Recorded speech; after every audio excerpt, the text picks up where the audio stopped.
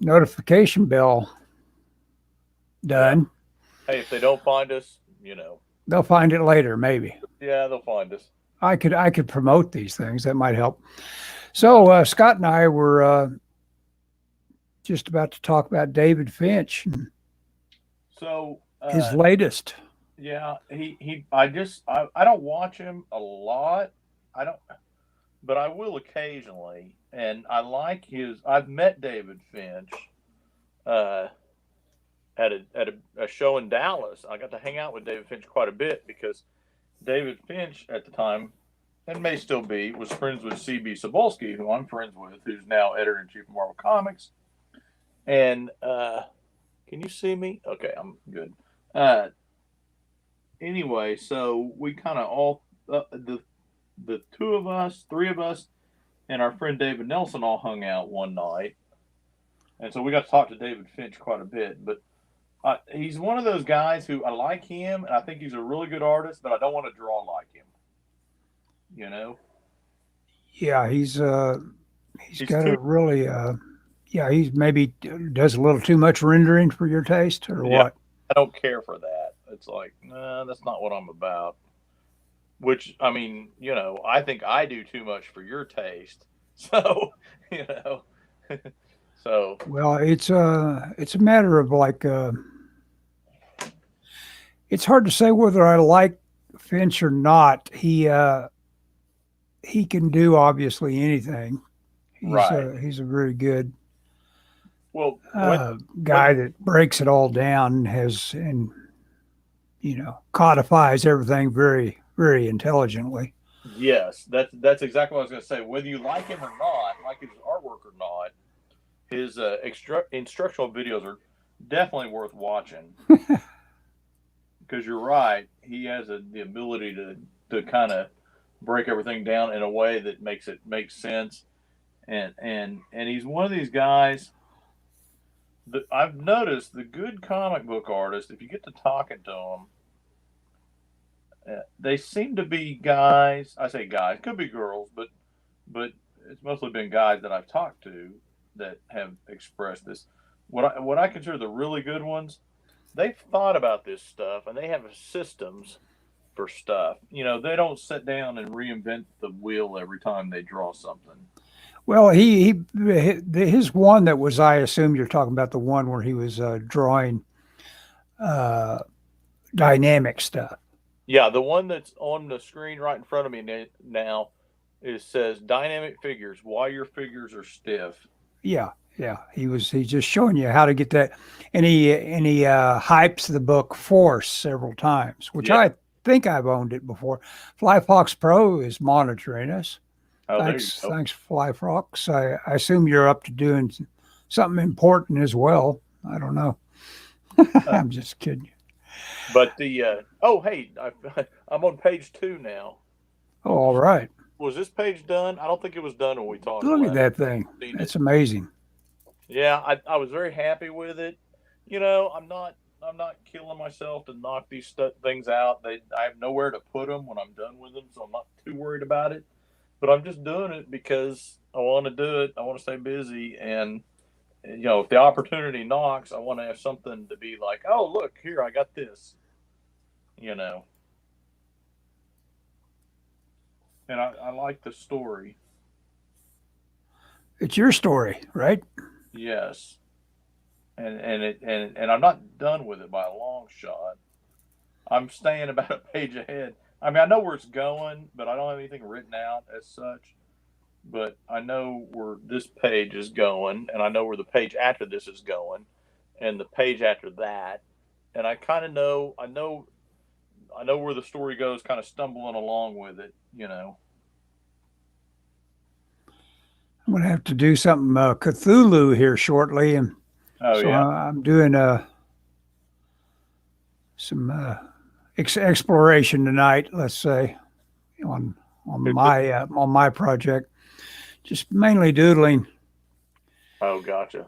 Well, that's my favorite and thing to do. and doing that sort of thing where he's Finch was talking about, because that line of force that he's talking about is just basically the gesture going up and through the figure, and he lays it out very well about how to pay attention to it.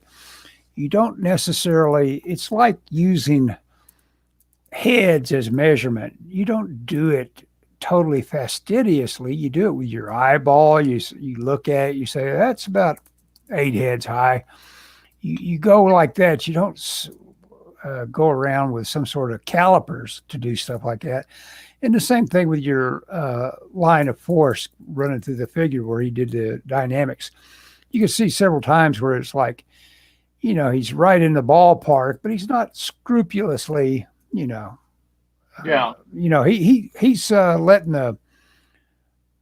the drawing find itself as he draws, but you notice, I mean, there was nothing more important than that gestural moment to the drawing. Following that for your drawing and that main source of appeal was the main thing if that was going to be a dynamic drawing versus a completely dead, uninteresting drawing. I've only watched about about 2 minutes of that video. So. Oh, really? Okay. Yeah. I watched it all. It was pretty easy to take. I saw it. I saw where he was talking about force and how much he liked that force book, which it brings it up a couple of times. Yeah.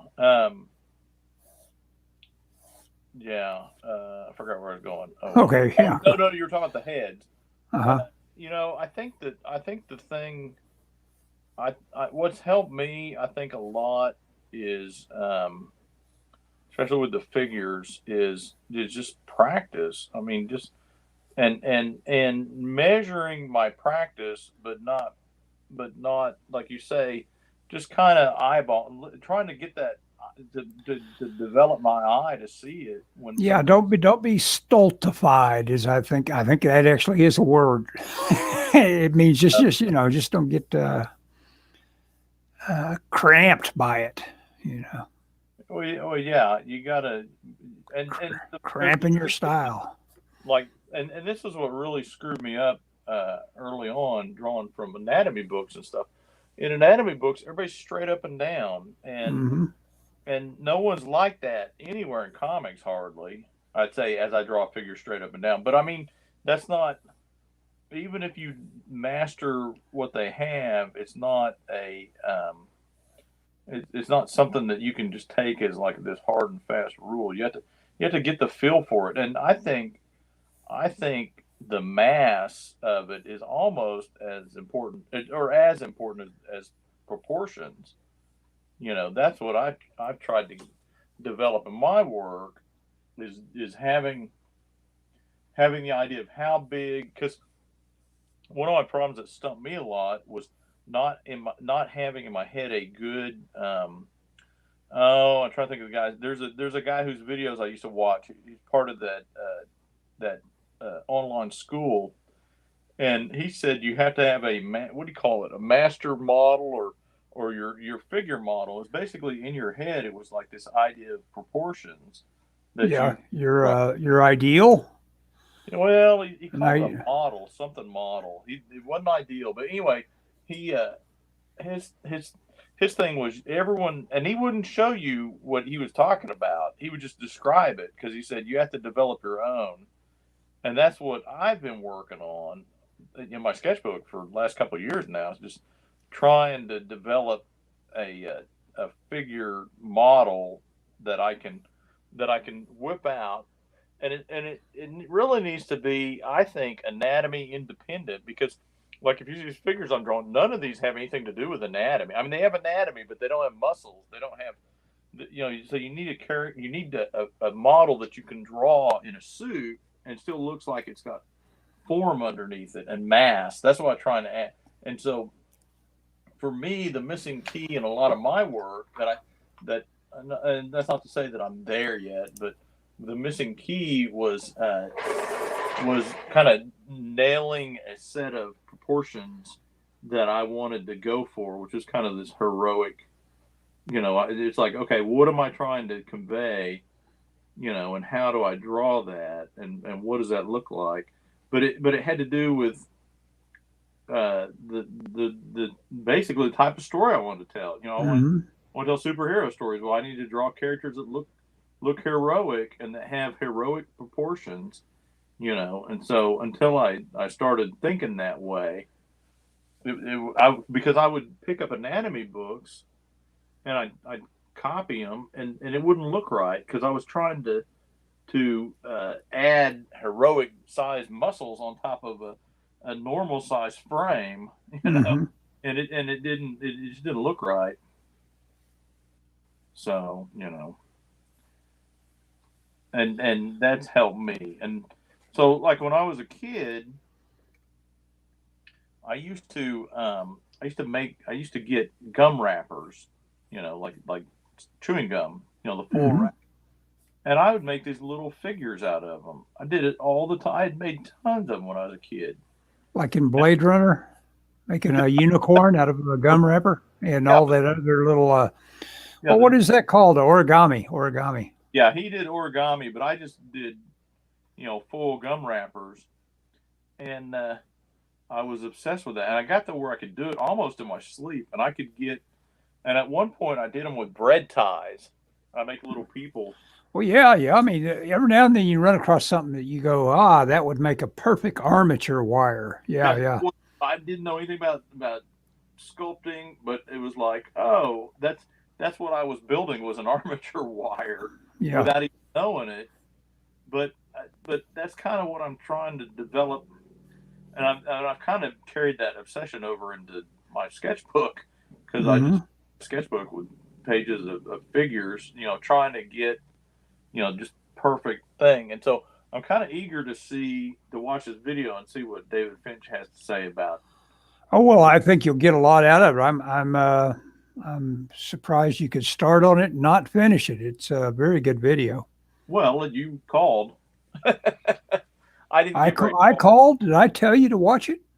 No, no, no. Just now, I was watching it when you sent me the link Oh, to. oh, oh, oh! I bugged you. Okay, I brought you out of a learning experience. Okay, I'm sorry. I made a choice. Yeah, okay. A faithful choice. Yeah, Yeah. Well, it's I mean, you know, it's only an hour. So how are you yeah, doing? yeah, yeah. It's not very long. Oh, I'm doing great. I had a good day. I've discovered it doesn't take much. That what's his guy Pressman, the How, War of Art. It doesn't take much to get to feel like you got some use out of your muse. I'm just doing like one panel a day, but it's keeping me pretty happy, putting me in a pretty good mood about things to at least get something done every day. I have found for myself that even despite the quantity, productivity every day is, and especially like with now, I mean, I go to work and all that stuff, but I mean, doing like my comics, if I can get, I mean, just like this page took me a week. Well, not a week because I started on this one, but you know, it took longer than I would have liked it to. But I mean, I don't have that much time in it really. I probably got about 3 hours in that page, and you know, it's just nice to have stuff done and feel like you say, like you're getting, you know, some productivity, man. Yep, it's all it takes is to. We all want that. We need it kind of in a way to Well, I would argue kick. some people want it, but Yeah, but creative people do yeah. for sure.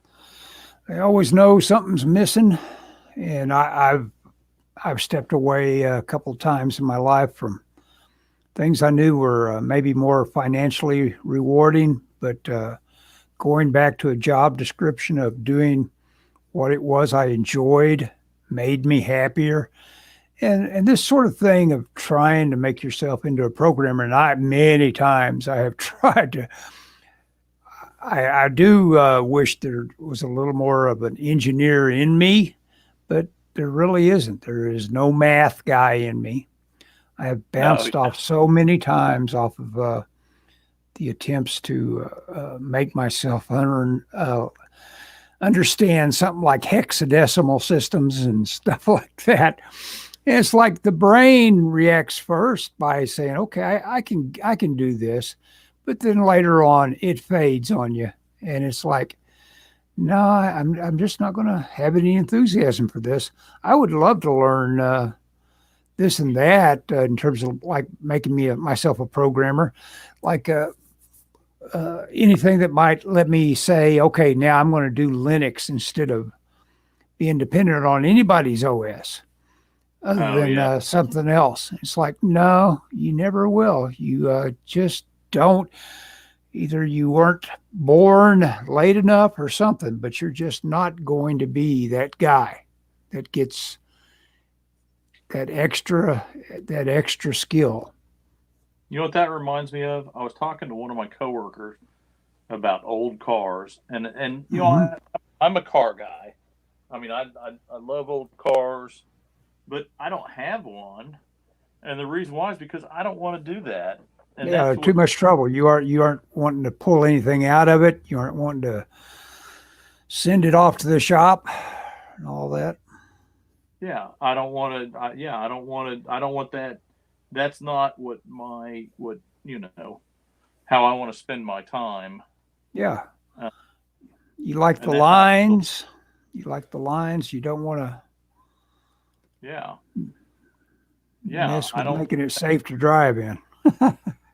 Yeah, I don't. You know, I don't. I don't.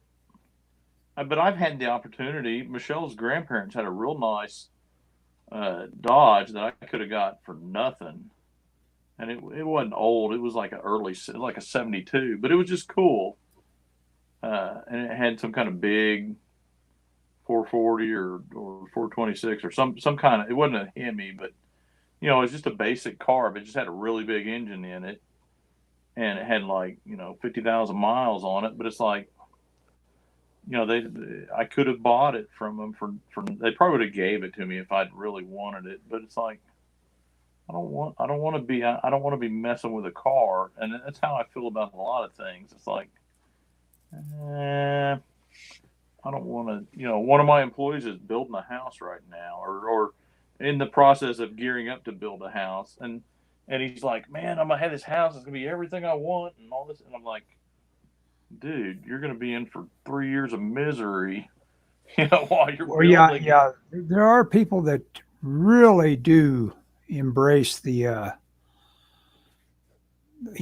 like you say, you can visualize it sucking, but there are people that just so embrace that idea of the challenge of uh, you know Yeah, going they're deep on something like building a house. I couldn't do it either.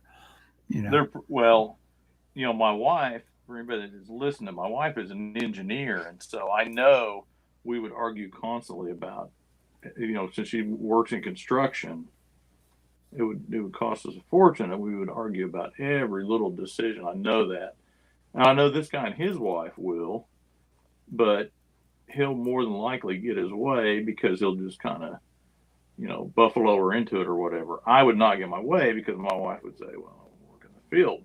You know, We'll here's pay what for we do. that. Yeah. Well, okay, I can't argue with that. You know,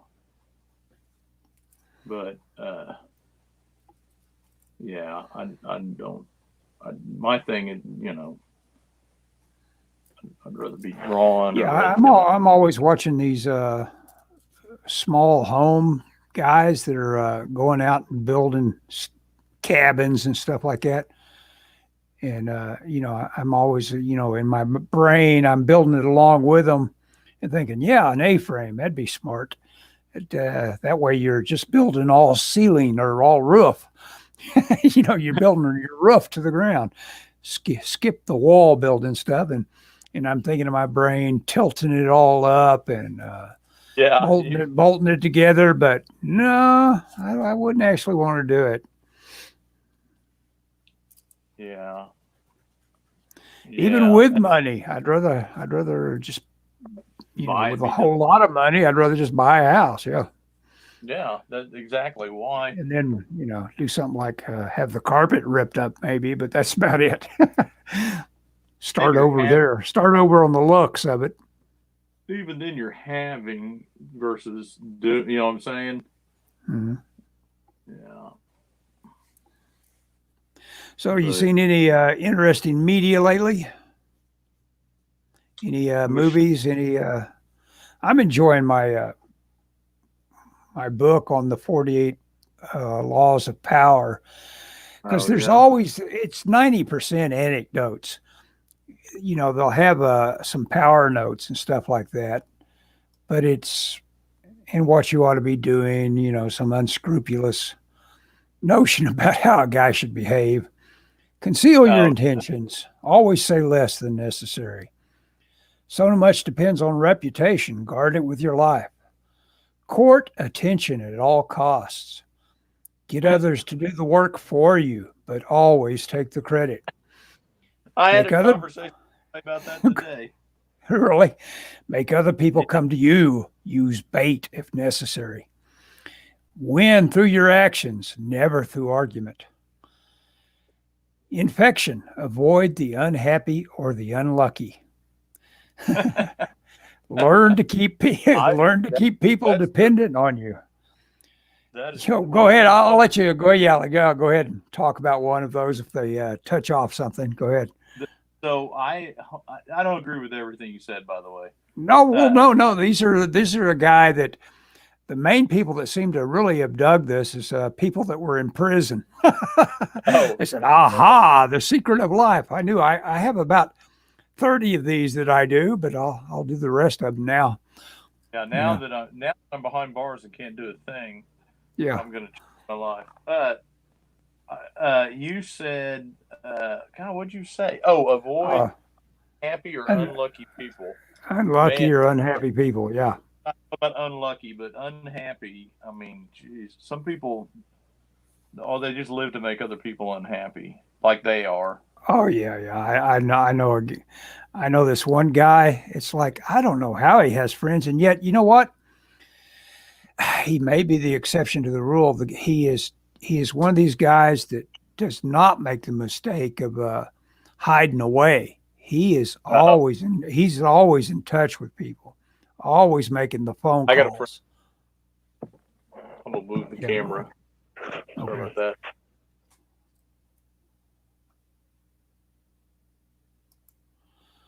What's up, Streamer Fox? I instantly tried to share the stream on Twitter.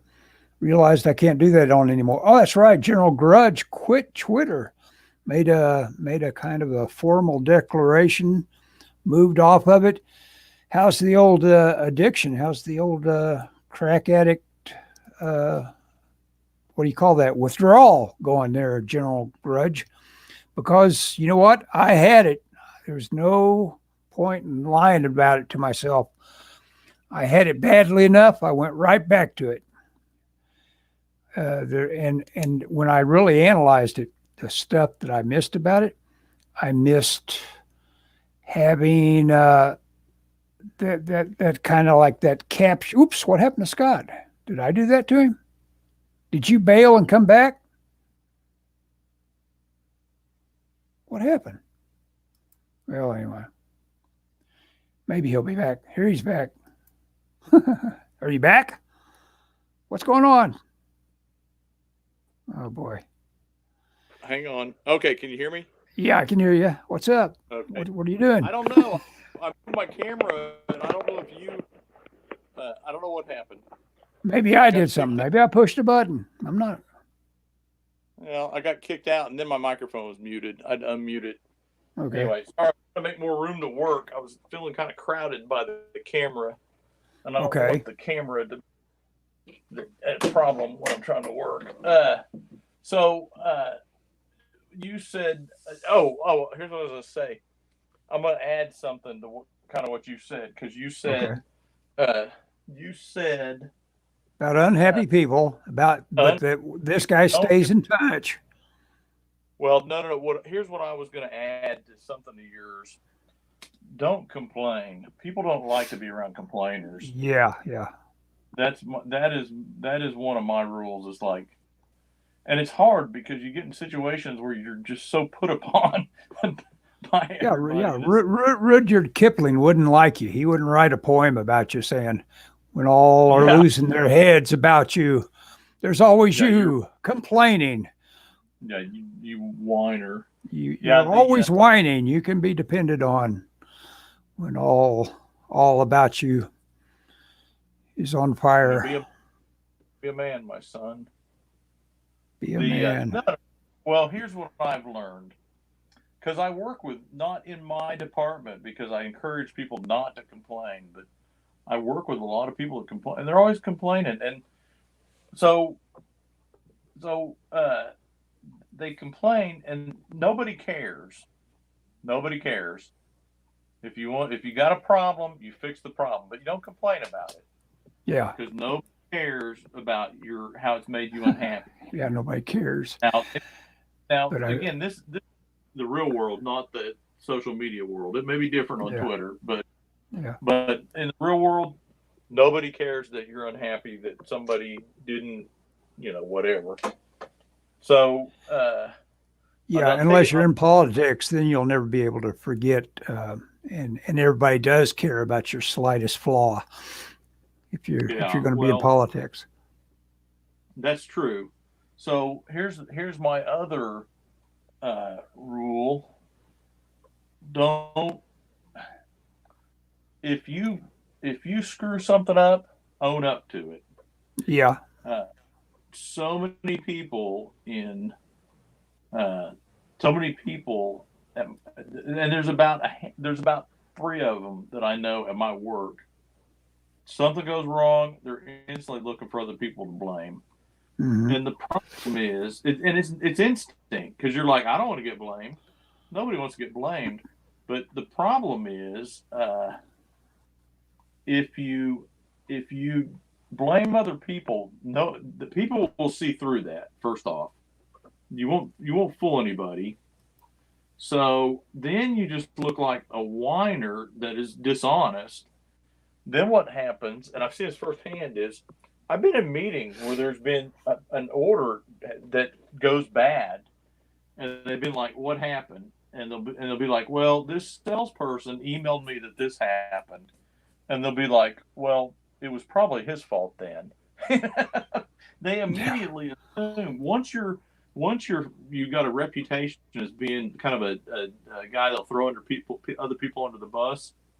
Nobody believes you. You Yeah. know, Yeah.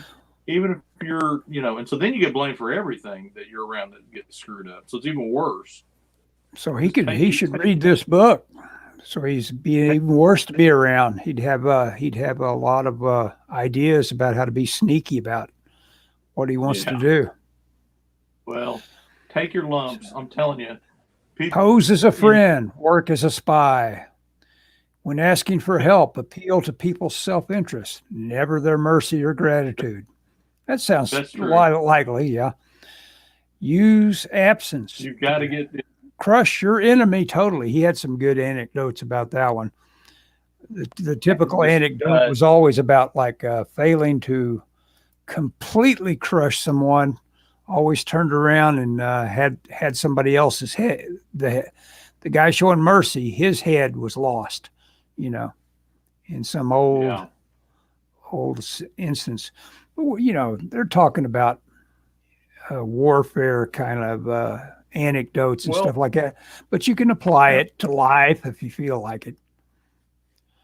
Uh, so I'll tell you a story. So at my work, over the pandemic, my work, the upper management decided to build my department a new room. And in my building, there's a room up front that used to be a sales room, big room, and it has windows on it. It has windows on two of the walls. It's in front of the building. It's a great room. I've tried to get my department moved there for years, and they never would let me. And so that's where they built this room. Well, so uh, so my position of work is I am a crew leader, which I think is funny because when I worked at Taco Mayo, I always wanted to be a crew leader at the fast food place. Now I'm a crew leader. That's what my title is. Just But less grease involved. there's much less grease, but more gray matter. So uh, so the anyway, so the COVID hit. Well, my department wanted to move back. They were like, "When can we go back to the building?" We were working at home. They wanted to go back. So I went in and started making arrangements. So they moved us back, and they moved us up there. They put me over the two other departments. So we're back for 2 or 3 months, and this order goes bad. There's a guy who is in charge of a department that is a different art department. Let's put it that way. I don't get too specific. And he is he's considered a unit leader. He outranks me, so to speak. Well, well, they decide they're going to move them into our building. The problem is they don't have any place to put them, so they're going back in our old room, which is in the back, and had no. And I'm like, if they'd have been here and they're still not in the plant. They haven't remodeled that room yet for me. But the guy that's this unit leader came up to see where they're going to put them, and he came by my desk and he was like, "Man, I wish we had windows." And I said, "You can look out of mine anytime you want to," which I don't think he appreciated much. But I think he broke but a 48 laws of power by doing that to him. Now you've well, got. I don't know. I don't know what don't one be. it would be. But so my I say all that to say, had they been there, they probably would have just moved them over. Yeah. Instead, they put me in this room with these other departments. Now I'm over all three departments. I'm over the same number of departments as he is people. So he has three people working under him, and I have three departments. But I say that to say, if you're in a position where you're trying, you got to be there. I guess is what I'm trying to say. Hmm. By being there, by coming back early, as soon as the company allowed me to, they didn't make me You go. got a perk out of it. Yeah. You. I got to out of it, and also management is like, hey, they're real happy with me.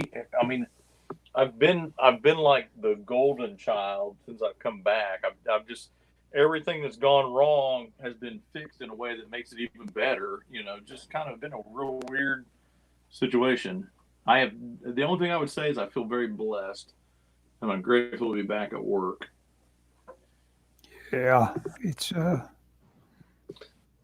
So I want to tell you about time. my what? Yeah. It's time. Well, no, Oh, go not. ahead. Oh, I was going to tell you about my story. I want to share my story with the audience. Okay, go ahead. Run it by This us the all. comic Yeah. book. So here's what I'm doing. Now don't share this. This is just secret between us. Okay. So let's see. Can you see that? You can see that. I think. So Yeah. okay. So to start off, the guy's gonna be flying into New York, and he's gonna say, this is the first time I've been to New York by myself. I can't believe I was able to come, and it's gonna be he's going somewhere, and so then he's going to talk about how cool New York is, and he's going to say this must be the address. It was the address on the invitation. So then he goes into and then it changes the page because I want to stop on you don't know what the invitation is, but he's just like, hey, this is I'm here. This is it. And so I want the story to be next page. You're trying to figure out where he's going. So then he's going to talk about, and you're going to realize that this is a school, and he's been invited, but he didn't really know why, and he's not really sure.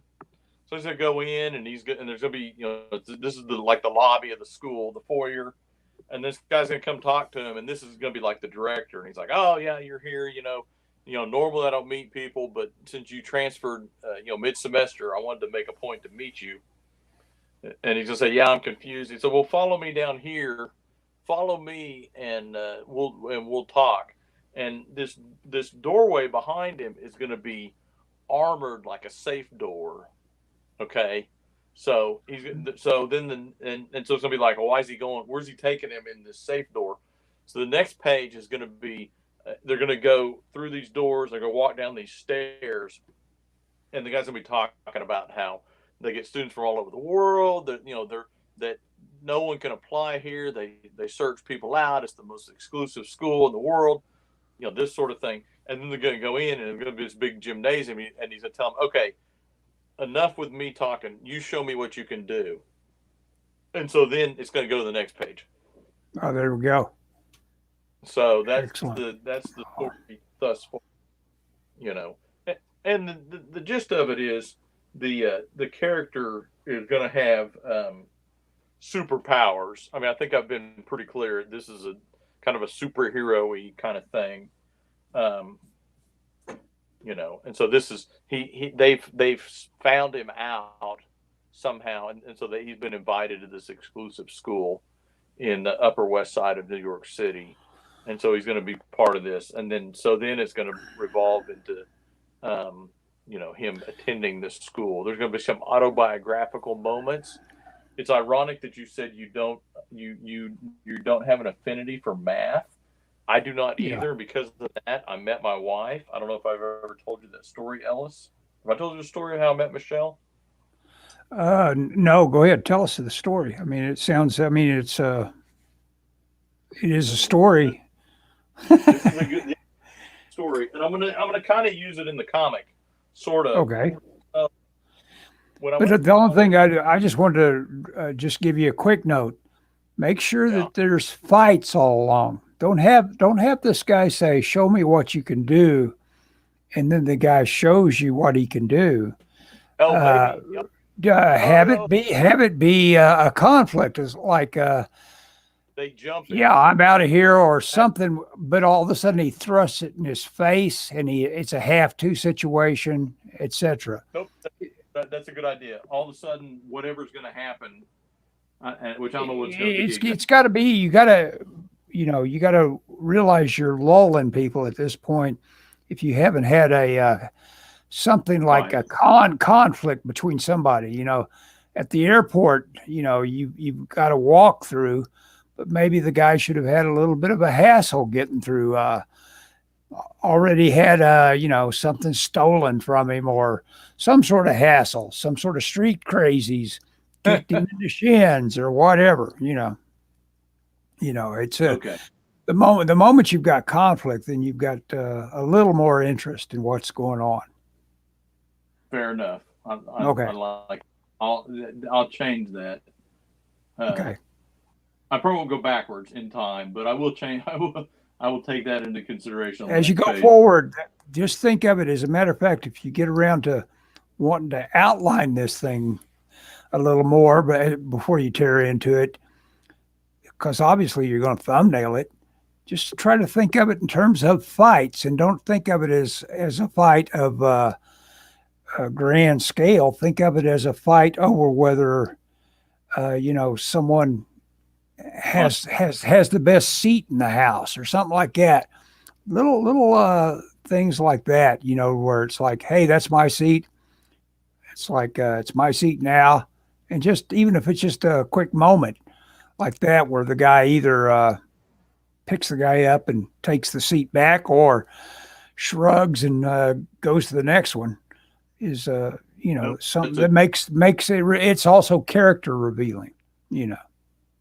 Yeah, you learn what's this guy all about. Yeah. What's he up to? I like that. That's great advice, Ellis. Mm-hmm. Uh, No, okay, that's Dan O'Bannon advice on screenplay writing. Always make really? it conflict. Yeah. Yeah. Go Good ahead. idea. Go ahead. You want to tell your story about Michelle? Go ahead. Yeah. So you said that you were bad at. Well, let me just tell a story, and you can apply it how your thing was. So, when I went to college, I set out a semester. I was just set out a year. Didn't really know what I wanted to do. I was like, I don't know. So I worked. Well, then I decided, you know what? I'm never going to get anywhere if I don't go to get college under my belt. So, and there were some personal things that happened. I had the opportunity to go to school. So I went to school. I went to a private college here in Oklahoma City. It's a religious college. Anyway, so when I What went, religion? What religion? I'm just kidding. it's I'm it's kidding. I'm kidding. university. Okay. Okay. Uh, Go ahead. anyway, so I go to my advisor because I decide I want to be an architect. That's what I'm gonna do. I'm gonna go to school for architecture. Uh huh. And Southern Engineering doesn't offer that, but it's like, well, you can go get some basics out of the way and get some school out of the way, and then go to OU or whatever. So I'm like, okay. So I go to my advisor, and he's like, well, you're behind the rest of your class because I started in the spring semester. So he enrolled me in two math classes simultaneously, and I was like, dude, I don't know if I can do that. He's like, you can do it. It's no big deal. And so I went to college algebra, and I was like, well, okay, this doesn't seem that bad. Well, I went to my he enrolled me in college algebra, and I think it was calculus. No, it's trigonometry. Yeah. Oh yeah. Oh, that'll kick you hard. Oh yeah, I was like, I will fail this class if I take this class, Yeah. and so I was like, well, okay, so I switched my major to art, and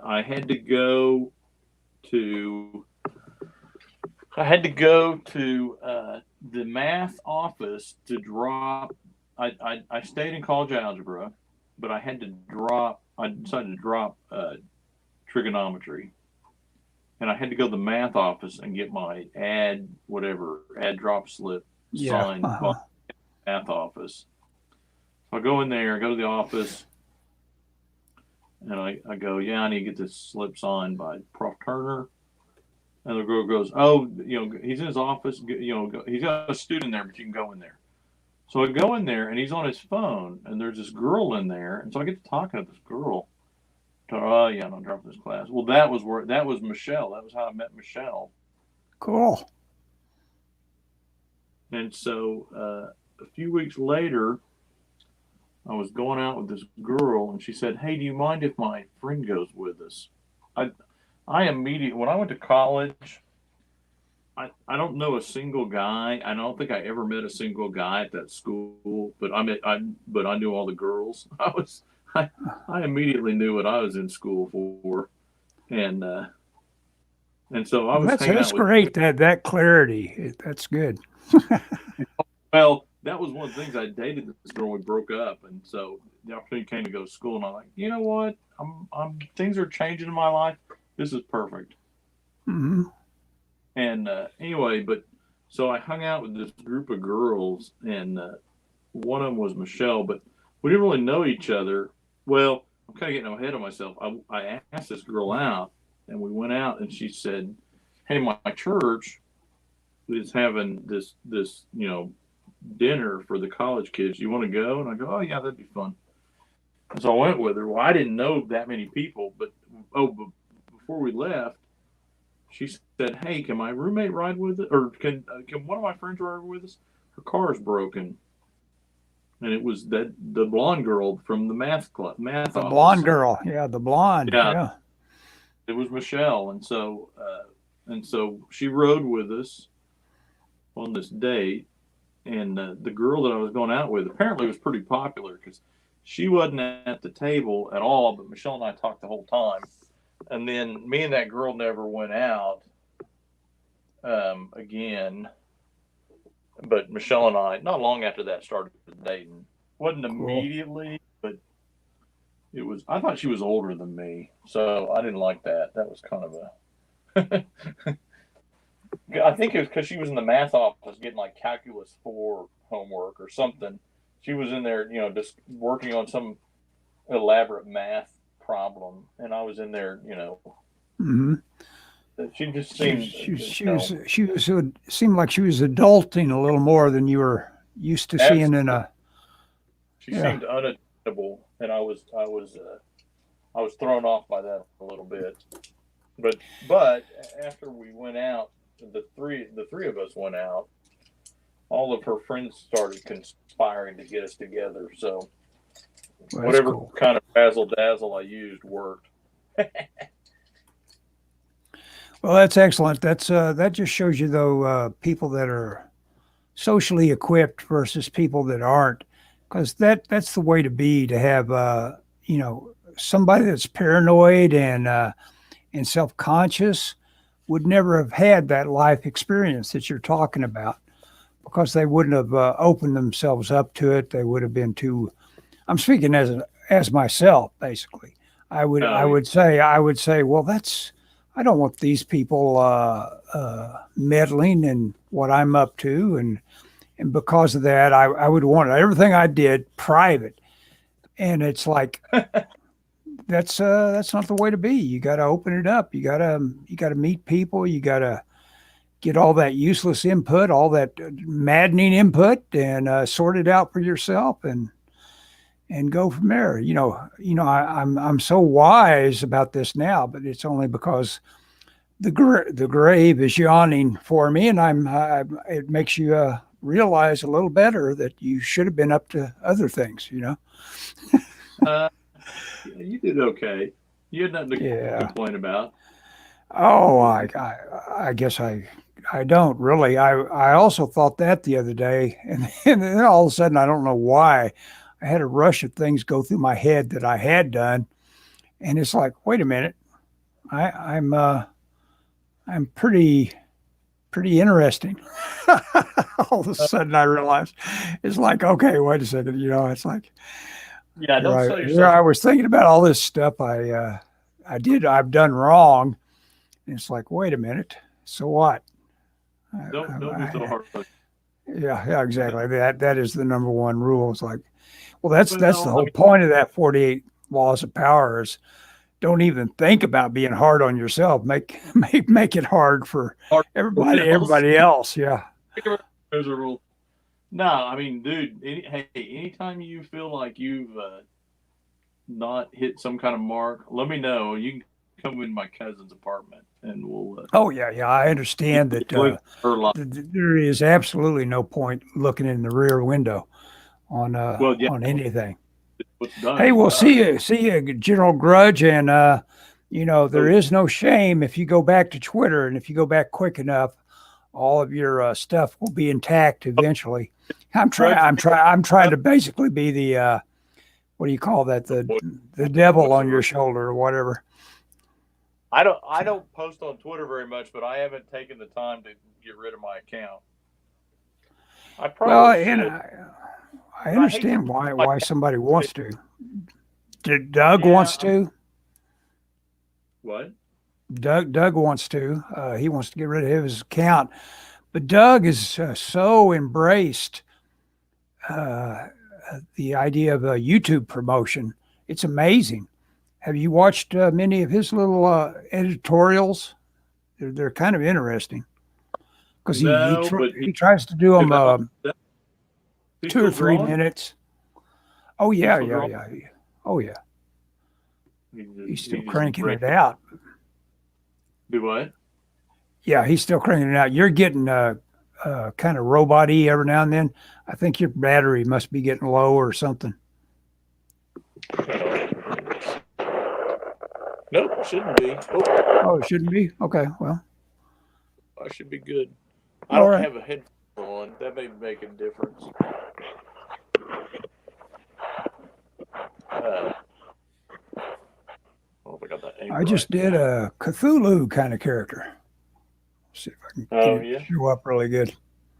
Nah, I've worked too fine. Don't have enough Wow, light you on it. did do a Cthulhu kind of character. As we spoke, get a good scan of that. I can paint that. Grand Canyon had a math class for arts, humanities, and nursing students where you write papers instead of taking tests. My favorite Yeah, math ever. Yeah, essays. I don't know if that would have carried me through architecture school though. The Jordan Peterson School of Math. Yeah, that'd be good. I you talk about regrets. Sometimes I do kind of wonder what would have happened if I would have stuck it out. And I think it would. I think being an architect would be fun. Well, I saw this old rabbi today. I retweeted the clip. He talks about a lobster that crawls under a rock because it's not feeling comfortable. And what does he do while he's under there? He gets rid of his old skin. And every Oh time yeah. every time he's uncomfortable, he crawls under that rock and goes through the trouble of getting rid of his old skin, his old shell. And that rabbi's point was that we have got to quit taking a pill when we're uncomfortable and unhappy with things. What we Oh, need to indeed. do is realize that our world is asking us to change, do something about where you're at, and to tough it out, and emerge with a new callus here or there, and be that new guy. Because if Yep. you don't, if you say, better have another bong load here, Mhm. you aren't ultimately going to be happy. You're just going to get more and more uh, unhappy with yourself. More insulated from your. Yeah. Yeah, What there's you need something. to do, what you need to evolve. Well, one of at work we had this conversation the other day because we have breaks twice a day, like coffee breaks or whatever, and I usually walk. And somebody was telling me, "Well, aren't you gonna put a jacket on?" And I said, or I walked, and they said, "We can't believe you didn't put a jacket on." I said, sometimes I like being cold. It's just Oh that yeah, it can you, it you can kind of really kind of feel like you're alive sometimes. Yeah, oh yeah, there's nothing wakes you up quicker. I remember thinking I'd achieved a miracle cure. I was feeling, I was suffering from a real bad cold, and I was, in the back of a Volkswagen Yeah. sedan, and I was letting these other guys drive it. It was my car, and we were all like touring up through Colorado, and I was like dead, had some sort of real bad respiratory thing and feverish. And we came across this place that was like looking through glass. It was so uh, it was ice water runoff in the Rockies, and Oh yeah. it formed this huge pool. And I think we were probably not allowed to do it, but we decided we were going swimming in it. And I jumped in that water that basically you should have just bounced off of it. It was so cold. Yeah. And when I got out of that water, I was cured. Oh, I had done something that put my body through a crisis mode, and and then I was so young. I was right out of high school, or still in high school for that matter. And that my body rebounded so much that I was done with that cold after that. oh, And I've always wanted to duplicate that in terms of geez. like getting sick and then finding some way to take an ice plunge and see what it does to me. Well, now I'd give you Yeah, pneumonia. well, or for that matter, what would it do to the COVID? Yeah. Since What that's would it basically do? a I don't. cold virus. Yeah. I don't know. There was someone at my church had COVID, and I found out later, and I was around them, but only for my work. The criteria is if you're around somebody with COVID, like if one of your coworkers has COVID or they test positive like overnight or whatever, the Uh-huh. criteria they use is if you've been around them for 15 minutes within 6 feet. And I talked to this lady, but I thought about it. I thought, well, I wasn't around her more than 2 minutes tops. So, they were like, anyone that's talked to her, and I'm like, if I feel bad, and I don't get me wrong, I've been careful to avoid people as much as possible, but I haven't really just felt the urge to just go out and immediately fall off the hypochondriac wagon. Yeah. And I told Michelle it'd be great if I got exposed to a little bit of it, and then maybe it'll help me build up, you know, some immunity somehow. I don't know. This is Well, me yeah. knowing how it works, by the way. If anybody medical is listening to this, I would Yeah. not claim to be Well, a we're doctor. going to find out very shortly that how this was about 99% political because it's just going to be very random. They're just going to say, okay, if you'll do this and that, let's just, it's day one. We no longer are worried about COVID, and that's just the way it will be. And I can't wait till it happens. It might as well happen now. It could happen now because nothing will be changed when they finally decide to do it. Yep. All this, and I can't get over the fact that our media and our mind control, our propaganda is so controlling that nobody can believably say something that my own BS filter is telling me. That there is no such thing. Nobody's saying that they've cured a rhinovirus, which is what COVID is. It's a cold virus. Nobody's got a vaccine for it. They have this thing that might be considered, they're calling it a vaccine though. So it's a misnomer. There's no such thing as a vaccine. So the fact that they're handing out something that is mislabeled, misnamed, and it's just something that is experimental, it's just maddening to me. And the fact that they've already had many instances of people that have gotten 2 doses of it and then caught COVID twice. It's just like, it just drives me nuts. I just want somebody to have the real news about it is that we just have to live with it. You have to understand it's rolling the dice, just like everything in life. You're likely to catch it being out in it, and you're likely to survive it. That's all you can say about it. I told Michelle, I said, if I had known that lady had it, I probably wouldn't have avoided her. I said, if I told Michelle, if I had known, I said, I might have been tempted to just go kiss her on the mouth and take my chances, Ellis. Yeah, exactly. Be like, well, I guess I'm missing 2 weeks of work. I'll see you guys. I'm going to be miserable. Yeah. Hope I'm in the hospital, but odds are I'm going to live. Now, I say that. I know 2 people I could name off. No, I know more than, well, I know by name 3 people have died of it, and I know people that have relatives that have died of it, about 4 or 5 more. So I know it's a thing. Have they had a pretty obvious comorbidity or not? Or have they been in a?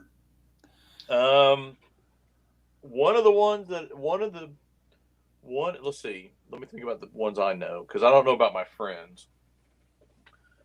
The one that I know, or one of the ones that I know, was older. Well, both of them were older than me by about 10 years, at least 10 years. The one of the ones that died was not surprising because he was in his 70s. I think he'd had a heart condition. The other one didn't really have any conditions. He just, got it, and and then there was another guy who's about my age that died of it. And now, what about the guy your age? Did he have anything special about him? I don't think so. He may have had a heart condition. I'm sorry, I snorted a little bit, but knowing that would be important, whether or not he had I don't know enough about him. Good health or not. Yeah. Yeah, I don't know enough about his conditions to say, whether he had, because you're right, your health is a huge factor in what happens on this thing. Because, Donald Trump, of course, he had all the assistance in the world. Yeah. Doctors right on him and giving him everything he could possibly need and constant monitoring and all that. But he sprung right back.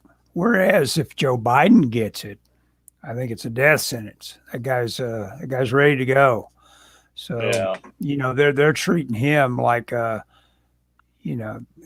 will be no press conferences. There will be no anything because they've got him under wraps for as much use as they can get out of him. And Oh yeah. Absolutely. I'm really, and I'm sure almost everybody at CNN just can't wait till the time rolls around where they've got the impeachment hearings because they're dying for their Trump fix. You know. Well, that's the thing. That I don't know. Well, first off, I don't understand why they're doing it. I mean, I understand, but I don't really Well, understand. no, it's yeah. Go ahead. It's you can't impeach a private citizen. No, I mean, no. the private citizen. I don't know what they hope to win out of it, other than he won't run in politics. I don't think he has any notion about being political again. Not like that. Not to an elected position. Um, it's just a dog and pony. It's you know what it is. It's because they become addicted to the Trump outrage, and Yeah. if they don't have it, they won't know what to do. You know. Well, no, yeah. There is that 48 law of power. I'm bracketing the show. I've named it 48 laws of power, and we're getting close to the end. As I mentioned, that reinforces that one: crush your enemies totally. Don't give them any break. And that's what they're doing. Basically, they feel entitled to give Oh, that's how give. Democrats. Yeah, that's the way the Democrats operate. It's hard to remember, but Nancy Pelosi, at the height of when things were very delicate with trying to figure out what we were going to be doing with Iraq and all that, Nancy Pelosi went on her own tour in the Middle East and undermined Bush the entire time with leaders just because she could. And it's like, and at that time you were thinking like, now wait a moment, what does it take to get labeled treasonous? Because it's not something you do. You abuse your office to go against something that is just targets the president like a political enemy during this delicate time. But boy, she did it. She's a piece of work. Yeah, for sure. Yeah, I mean, it's hard to remember just how awful they were to Bush. I think I think if you were to look at that time, you'd say to yourself, no, it's about equal. They hated Bush just as much as they hated Trump. I don't know. You don't think so, huh? Well, the difference is Trump is very outspoken. Bush was kind of so they had to kind of gin up the hate of him. Yeah, but they didn't make fun of his appearance. There were, I think it was ratcheted up a little bit with Trump, but some of the stuff that they said about Trump, I don't think they could ever say about Bush. Yeah. Trump is kind of a lightning rod for controversy. And he was even before he was political. Oh yeah. Well, yeah, he tried to be. Yeah. He was always placing himself in situations where it's like you do love or hate. Yeah, and he loved that spotlight. He wanted everything to be about him. And I think they hated that. I think they hated the fact that he was a billionaire. They really hate that. They really hate that his money is. Jealousy is rampant certainly in the. And I'm not saying the Republicans are all noble. Don't get me wrong. Oh no! Oh man, no. But it's pretty rampant among the leftists. The rhino gets more passion from me than any awful Democrat. Half their agenda is all about is driven by jealousy, jealousy and materialism. Right. Hey, it's 1 hour 4 minutes. You want to quit it, Scott, or did you want to say something about where Heaven's Rejects is at, or anything else you're got going? I've gotten a few pages back from the colorist that I've seen. I haven't got any back to letters, so I don't know what's going on. But we're we're proceeding. It's trucking along. That's one of the reasons why I'm doing this. Just because I don't want to be idle, but at the same time, I'm not. I had the opportunity to commit to something, and it wasn't the right project, and I didn't feel like I don't want to commit myself to something yet because I kind of want to keep myself free a little bit. So I'm working on kind of my own thing here. But I mean, it'll be coming out. I haven't heard anything in the last couple of weeks, so. Yeah, I miss Natasha International. I don't know if she's still around here, but how do you guys write your script? Notebooks, typing, or note cards like Doug? I think everybody does it the same way. There is that iteration that you do, and if note cards make you happy, the thing about note cards, of course, you can write a big idea. You can wake up in the middle of the night, write a big idea down. And the note cards are nice for catching little patchwork stuff. And I think everybody works. Nothing ever jumps out of your head full formed. And note cards are great. And then later on, you're going to, all writing is rewriting, and you're going to consolidate. There's how Scott's working. He's working very visually, These aren't the thumbnails for this story, but that's literally this story. I was inspired by as I am in a lot of ways, but I was inspired working on this kind of how John Byrne is working on his Elsewhere story, which is basically just sitting down and making it work. I'm trying to stay. I really wanted to thumbnail about 3 or 4 pages just so I could start drawing, and then in between that, I'm gonna work on the story and try and work ahead in the story a little bit more. I do have a beginning, a middle, and an end. I have a very definite end for the story. Mm-hmm. It'll be one of those. It could end here, or it could be an ongoing series kind of things. Well, I have found that it's a little bit of a cliche, but first comes the word is the cliche I'm talking about. And if you'll just write a little something down, like you were able to thumbnail your way into that, and you don't have to necessarily have to write words. Go. Let me give me 2 seconds. Let me run downstairs and grab my other sketchbook. Okay. Scott wants to show us something. This thing here, if anybody's interested in see what it came like using my potato cam instead, I always have those links in our thing that mentions my Tumblr account, and I will scan this tonight and put it on my Tumblr. I'll also put it on my Twitter account, and it'll be out there. This is for In-World, which is the role-playing game that feeds me a little freelance every now and then. It's always fun to try to do something a little different each time I do something.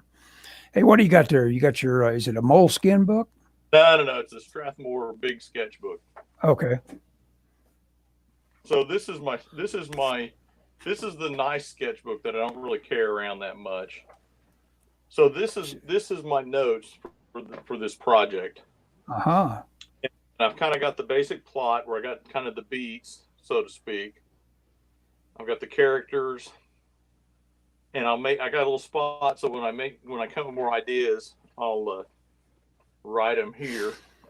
That is more like, even though Doug makes a point about index cards and all that, that is really more how Doug begins. He starts filling sketchbooks up with lots of notes. So this is some more notes that I made. And then this is just my thumb. I've got, I think this is 25 thumbnails. Mm-hmm. So, or 25 squares. And I got this thing. Let me show you. I got a couple of these. In fact, you gave me one of these, but it's a little bit bigger. But I have this thing, which is a piece of plastic that I cool. Draw. It's ratioed out. Allows you to, yeah. A little, I just made one of those today. Oh, yeah. Yeah. I've got the 11 by 17 proportion perfectly for what fits inside an 8.5 by 11. So right. I'll just have to trace over that and be working perfect proportion. This kayfabe. Let's see. Did I show you? I think I showed you the Steve Rude sketchbook I have. Yeah. Anyway. Yeah. The kayfabe was pretty good on that. Yeah. Okay. So I have that. Well, I saw that and they were they were talking about the thumbnails, and so Mhm. I did a page of thumbnails, and I did as many as I could fit on a page, but I'm only going to do 20 pages. But I figure if I screw up any, I can, you know. But this is Oh really yeah. what I'm working from, and Hmm. uh, and I get this, and like this has changed. This, I mean, you can see. So this is the page I was working on tonight, and you can see I took a whole row of interaction out of it, Hmm. and I made it 2 panels, and I really didn't come up with the idea of the big safe door until this morning. I was thinking about the story, and I thought, what I'm going to do on the next page. I thought, well, I was going to have them talk in the office, and then I thought, well, I want it to be more of a build up, and so I thought I want them to go down some stairs, and I want a down shot of them going downstairs. I think that'd be a cool shot, and I wanted to go to like this bunker under the school because I thought, well, where are they gonna? They're super powered. Where are they gonna practice their powers in the middle of Manhattan? And Yeah. so I thought they need a like a range or like a danger room basically. Yeah. Yeah. The judo And range. Yeah. range, yeah. So I thought, well, it'll be under the ground. I mean, most buildings in Manhattan have a basement, but I was like, I want this to be down. So I thought, well, I'll put a big door on it, and then on this panel, you'll be like, well, where's that door go to? And then it'll go down, and then it'll be on the bunker, so to speak.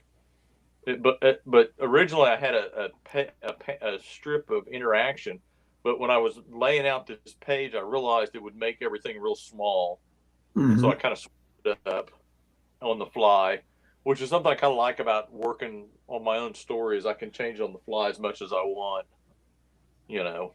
Hmm. I Yeah. mean, No, that'd be great.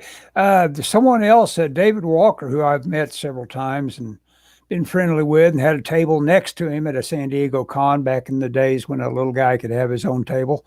Uh, oh yeah, it was like Badass Mofo's magazine. I think he was in. I think he had it. He was the main guy. I think it wouldn't have existed except for him. David Walker. Anyway, and he's written several scripts for comics. But he had a little post that he thought that people, and this is referring back to Natasha's question about what does any one person do creatively in terms of like making their story happen. Walker's contribution was that he felt like everybody ought to be just writing short stories, 6-page short stories to do work from, because that way you write the story and it's all taken care of. You've got the beginning, middle, and end. If it's balanced enough with conflict and all that in that short story. If you write a good short story, you can turn that into a comic book. And in a way, think about it. Think about how much artists resent writers when you compare the hours they put into it. And yet, most of those artists won't turn around and do something like write a short story. It's like that math thing. It's not their talent, you know? Yeah, out of their wheelhouse. Yeah, exactly. They run into the first couple of hard to put together ideas. And yet, what is so weird about all these artists that never write is think about how many of them take to this format here of podcasting where they are just yammering for, if you translated that into typing, it would just be story after story they're telling. For So it's kind Twitter, of odd. They don't understand how to. I don't understand it either in terms of like how to comfortably tap into my writing abilities. But I always manage to kind of get it done eventually. Like this story I'm working on right now started as a short story, and I knew I had to complete it as a short story before I proceeded any farther. It had to be totally complete. And of course, then I was able to break out all the text from it. That made oh, things a lot easier for that.